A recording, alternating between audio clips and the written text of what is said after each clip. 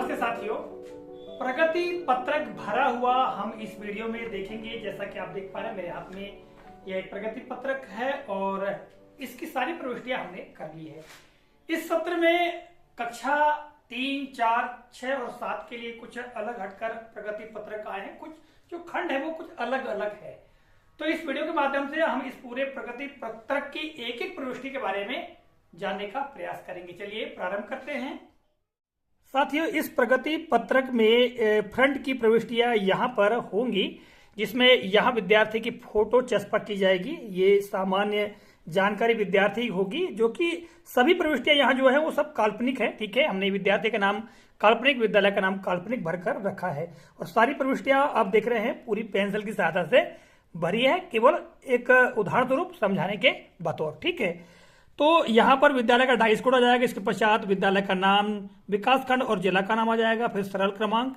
तो यहाँ सरल क्रमांक में विद्यालय के लिए जो हम प्रगति पत्रक भरना प्रारंभ करते हैं, तो जितने भी प्रगति पत्रक हम भरते हैं इस सत्र के लिए, तो एक सरल क्रमांक देते हैं 1 से लेकर के जहां तक भी जितने भी विद्यार्थी हैं उनके अनुसार सरल क्रमांक दे सकते हैं। इसके पश्चात विद्यार्थी का अनुक्रमांक अर्थात उसका रोल नंबर, जो भी हमने रोल नंबर दिया है या देंगे तो उस रोल नंबर को यहाँ प्रविष्ट करना होगा। तो यहाँ एक बात हम कर सकते हैं कि यहाँ रेड पेन से हम अंकित कर सकते हैं अनुक्रमांक को। और यहाँ आगे देखेंगे कक्षा वर्ग, तो कक्षा चौथी के लिए हम यह भरकर बता रहे थे, हमने कक्षा चौथी लिख दिया है। इसके पश्चात प्रवेश पंजी क्रमांक अर्थात ये दाखिल खारिज क्रमांक या इसी को स्कॉलर क्रमांक भी कहते हैं। इसकी प्रविष्टि पीछे की तरफ अभी की जाएगी। ठीक है, जिसके बारे में बताएंगे आगे। तो यहाँ पर हमको प्रवेश पंजी क्रमांक भर लेना है, जैसा कि मैंने यहाँ पर 1225 भर लिया है। फिर विद्यार्थी का नाम कुमारी या श्री, तो यहाँ पर हम श्री अनिल कुमार। इसके पश्चात उसकी समग्र आईडी यहाँ आ जाएगी। फिर आधार नंबर यहाँ विद्यार्थी का भर दिया है। इसके पश्चात उनकी माता का नाम श्रीमती सुलोचना देवी है ना, फिर पिता का नाम श्री रामचरण है ना। इस तरह आगे देखिएगा पारिवारिक मेल आईडी, यहाँ पर मेल आईडी हो तो भर देना है, नहीं तो डेस लगा देना है। इसके पश्चात बैंक खाता क्रमांक यहाँ भरना है। फिर जिस बैंक में जो खाता है उसका IFSC कोड यहाँ भर देंगे। फिर बैंक का नाम और उसकी शाखा, ये महत्वपूर्ण है। यहाँ आप देख रहे हैं ये है विद्यार्थी की जन्म तिथि। ठीक है, जिसे कि बिना काट छाट के भरना है और सावधानी पूर्वक भरना है। ठीक है, यहाँ पर दिन, फिर यहाँ पर माह और यहाँ पर वर्ष, और शब्दों में भी यहाँ पर हम लिख सकते हैं। जैसे कि मैंने लिखा है 25/9/2013, तो यहाँ पर हम 25 सितंबर सन 2013 ऐसा लिख सकते हैं। फिर जाति में यहाँ लिख देना है, जैसे कि हमने उदाहरण स्वरूप अन्य पिछड़ा वर्ग लिखा है। आगे यहाँ देखेंगे विद्यार्थी की ऊंचाई, फिर उसका वजन, फिर नेत्र के बारे में, यदि नेत्र के बारे में जानकारी नहीं तो डेस लगा सकते हैं। और यहाँ पर प्रधान पाठक की पद मुद्रा और उनके हस्ताक्षर हो जाएंगे। ठीक है, तो इस फ्रंट की प्रविष्टि हो गई। हम पीछे तरफ की प्रविष्टियां देखते हैं। तो यहाँ देखिएगा पीछे तरफ की प्रविष्टियां, यहाँ विद्यालय का नाम काफी जगह दी गई है, तो यहाँ विद्यालय का नाम दे सकते हैं और संकुल केंद्र का नाम यहाँ आ जाएगा। इसके पश्चात स्कॉलर क्रमांक यानी ये विद्यार्थी का दाखिल खारिज क्रमांक जो हमने पीछे तरफ अभी हमने आपको बताया था। ठीक है, तो यहाँ भर देंगे। फिर विद्यार्थी का नाम यहाँ आ जाएगा अनिल कुमार, फिर कक्षा चौथी, फिर वर्ग और यहाँ सत्र 2022-23। ठीक है, इसके पश्चात यहाँ देखेंगे तो यहाँ सह शैक्षिक क्षेत्रों के मूल्यांकन के केवल ग्रेड भरना है। साहित्यिक, सांस्कृतिक, वैज्ञानिक, सृजनात्मक, खेलकूद, योग, स्काउट, रेड क्रॉस, तो इनके लिए केवल ग्रेड दे देना है।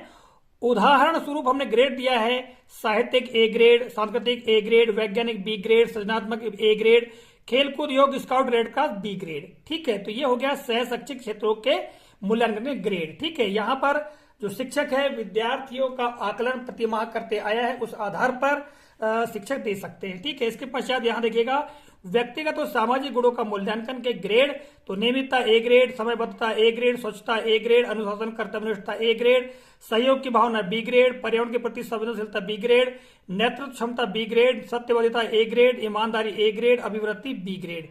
तो ये हमने भर दिया व्यक्तिगत एवं सामाजिक गुणों का मूल्यांकन ग्रेड। इसके पश्चात कुल शिक्षण दिवस यानी कितने दिन विद्यालय लगा, तो यहाँ पर हम भर देंगे। इसकी प्रविष्टि हो जाएगी, ये देखिएगा 226 दिन विद्यार्थी जितने दिन उपस्थित हुआ है उनकी उपस्थिति भर देंगे। यहाँ उदाहरण स्वरूप हमने 205 भर दिया है और नीचे खंडों में आप देखेंगे यहाँ पर, तो यहाँ पर कक्षा अध्यापक के हस्ताक्षर हो जाएंगे और यहाँ अभिभावक के हस्ताक्षर हो जाएंगे।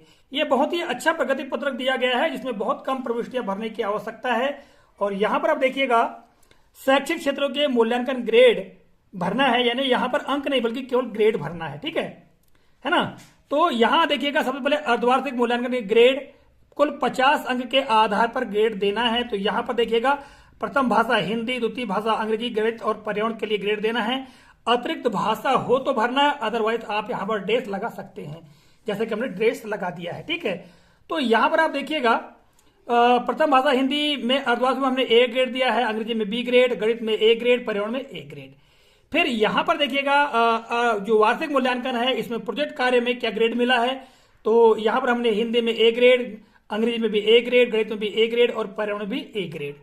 ठीक है, इसके पश्चात लिखित मूल्यांकन की बात करें तो हिंदी में ए ग्रेड, अंग्रेजी में बी ग्रेड, गणित में भी बी ग्रेड और पर्यावरण में ए ग्रेड। और कुल अगर हम ग्रेड की बात करें, कुल वार्षिक में जो दोनों को मिलाकर के जो प्राप्तांक होंगे उसके आधार पर यहाँ पर हिंदी में ए ग्रेड, अंग्रेजी में भी ए ग्रेड, गणित में बी ग्रेड और पर्यावरण में ए ग्रेड। समग्र अर्थात यह अर्धवार्षिक और वार्षिक इन दोनों को जोड़ करके जो प्राप्तांक मिलेंगे उसके आधार पर जो ग्रेड निकालेंगे। तो यहाँ पर देखिएगा, यहाँ पर हिंदी में ए ग्रेड, अंग्रेजी में ए ग्रेड, गणित में बी ग्रेड और पर्यावरण में ए ग्रेड। तो इतनी प्रविष्टि कर देंगे। इसके पश्चात यहाँ पर देखिएगा शिक्षक का अभिमत। तो शिक्षक का अभिमत में हम विद्यार्थी को ग्रेड को देख करके, ठीक है, हम यहाँ पर अपना अभिमत दे सकते हैं। जैसे कि हमने अभिमत दिया है, उदाहरण स्वरूप छात्र का प्रदर्शन अच्छा है। यहाँ पर आप दे सकते हैं छात्र का प्रदर्शन उत्कृष्ट है, छात्र का प्रदर्शन श्रेष्ठ है। ठीक है, या फिर मान लो कुछ कमजोरी है तो आप यहाँ पर उसके बारे में भी इंगित कर सकते हैं, अपने अनुसार अपना अभिमत दे सकते हैं। फिर वार्षिक परिणाम ग्रेड क्या होगा, तो यहाँ पर ये सभी को जोड़ करके जो ग्रेड बनेगा वो यहाँ आ जाएगा, जैसे कि ए ग्रेड हमने दिया है। ठीक है, फिर यहाँ रिमार्क में पहले से लिखा हुआ है, वार्षिक परिणाम के ई ग्रेड वाले विद्यार्थी को उपचारात्मक शिक्षण कक्षाओं में सहभागिता करनी होगी, ये दिया हुआ टिप। इसके पश्चात यहाँ ये जो महत्वपूर्ण बिंदु है देखिएगा, इसमें कई बार काफी भ्रम की स्थिति पैदा होती है और बहुत सारे शिक्षक साथी कमेंट भी करते हैं कि भाई विद्यार्थी को कक्षोन्नति किस आधार पर दी जाएगी। तो यहाँ लिखा है, उक्त विद्यार्थी को कक्षा 5वीं में कक्षोन्नति प्रदान की जाती है। तो साथियों, चूंकि ये विद्यार्थी कक्षा 4थी में है, तो ये इसने कक्षा 4थी को पास कर लिया है, तो उसको कक्षोन्नत कहाँ करेंगे, 5वीं में करेंगे। वो अगली कक्षा में चले जाएगा, तो यहाँ क्या जाएगा, 5वीं। यहाँ पर कक्षा अध्यापक के हस्ताक्षर और यहाँ प्रधान पाठक की पद मुद्रा और हस्ताक्षर हो जाएंगे। तो इस तरह से ये जो प्रगति पत्रक है इसको हम कंप्लीट कर सकते हैं। तो साथियों, इस तरह से इस वीडियो में अपने प्रगति पत्रक की सारी प्रविष्टियों के बारे में जाना। आशा करता हूं जानकारी उपयोगी और महत्वपूर्ण लगी होगी। मिलेंगे अगले कालखंड में इसी तरह के किसी नए प्रकरण, नई जानकारी को लेकर। तब तक के लिए जय हिंद।